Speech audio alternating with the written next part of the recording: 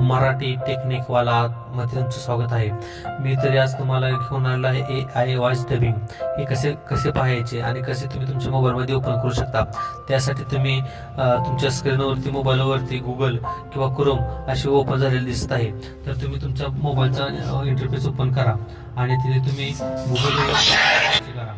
गुगलवरती सर्च केल्यानंतर तुम्ही पाहू शकता की स्पीचमा किंवा 11 लाईफ AI अशी तुम्ही टाईप करू शकता. मी स्पीचमा हा वर्ड टाईप करतो, त्यानंतर तुमच्या समोर असा फेस येईल मोबाईलवरती. असं आल्यानंतर इथे स्पीचमा किंवा AI दोन ऑप्शन आहेत, 2-3 नंबर ऑप्शन आहेत. तुम्ही 2 नंबर किंवा 3 नंबर कोणताही ऑप्शन चॉईस करू शकता. मी 2 नंबरचा ऑप्शन चॉईस केलेला आहे. त्यानंतर credit the most related speech with your AI audio platform असे येईल. त्यानंतर तुम्ही पाहू शकता की text to speech voice changer मध्ये तुम्ही वॉइस टाकू शकता, टेक्स्ट तुम्ही यूज करू शकता.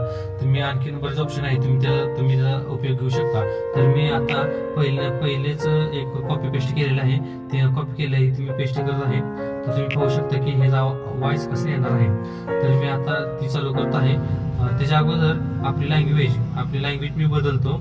1 मिनिट, माझी लँग्वेज मी आपल्या मराठी चॅनेलला सपोर्ट करा, लाईक आणि सबस्क्राईब पण करा. मी तुमच्या साथी अजून नवीन माहिती तुमच्या पर्यंत पोहोचवण्याचा प्रयत्न करेन.